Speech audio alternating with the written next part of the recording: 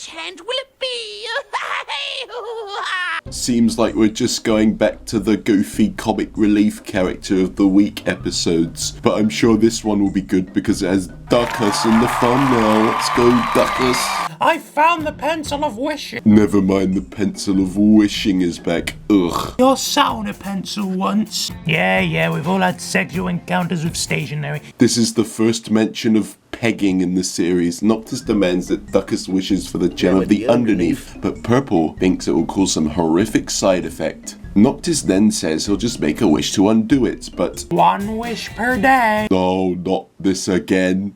How are they gonna contradict it this time? Also, that isn't even the same pencil in the other episode. Noctis says to just wish for infinite wishes. Duckus is like, Actually, don't do that, please. care to elaborate why? No, he doesn't. Why would he? The plot wouldn't happen if he did. So everyone then just inexplicably leaves, leaving Noctis alone with the pencil. I wonder what will happen.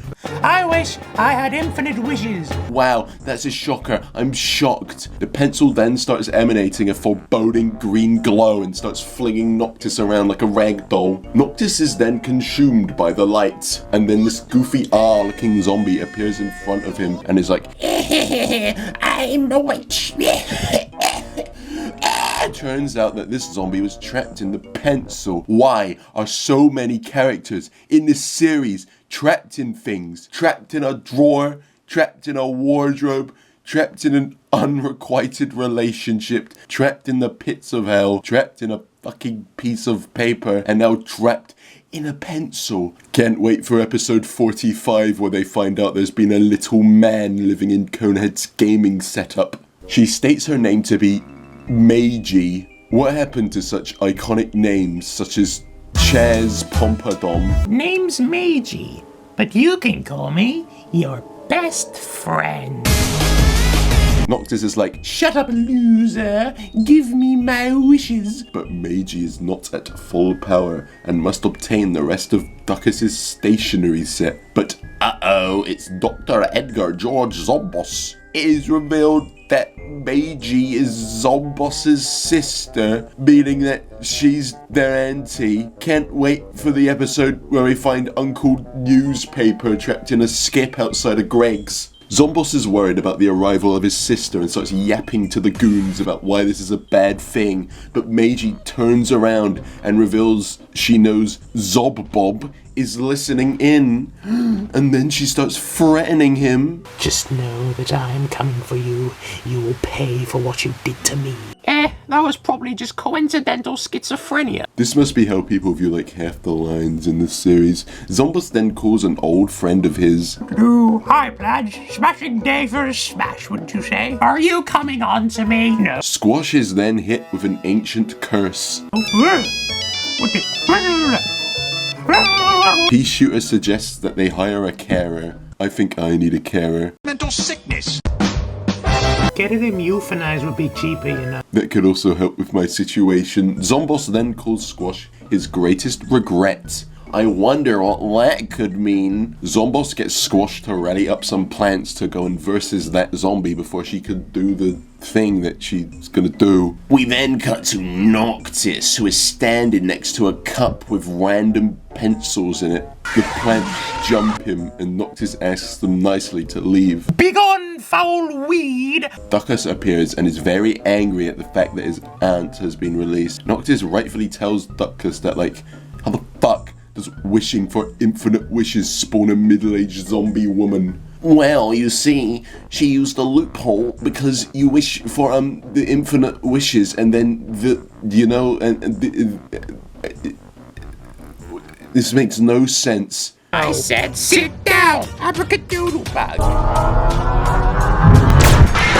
She stuns them and starts yapping about her sad, sympathetic backstory. She reveals to us that it was Zomboss who resurrected the zombies all those years ago from death. We then cut to a flashback as it is revealed she used some ancient doohickey rock thing to infuse magical gobbledygook into some pencils. Pea Shooter asks, why the fuck did you do this to a pencil. She says it's because they're color-coded and she can draw funny pictures with them. She then makes the pencil of wishing, and instead of using it, she explains in detail her evil plan with Duckus in earshot. Good job. Duckus then steals it and... If you had the pencil of wishing, couldn't you just wish for... You can only use the pencil of wishing once per day. No one used it though, what are you talking about? Jinx! How about I show you a proper jinx? Pencil of jinxing. Abracadoodlebug. Nothing even up. Back in the flashback, Duckus is then shot by a blue PNG and the pencil gets launched 20 foot in the air and no one can find it. Basic then finds it and we get this stunning piece of cinema. I wish you would go away. Abracadoodlebug.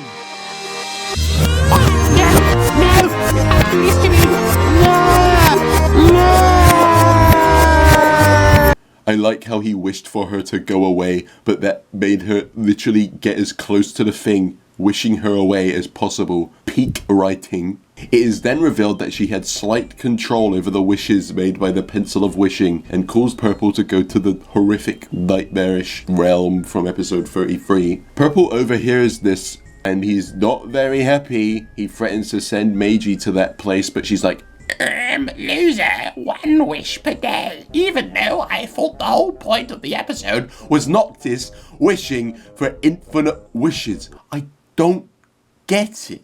This episode, it just hurts my small, feeble mind, and I'm the one who made it.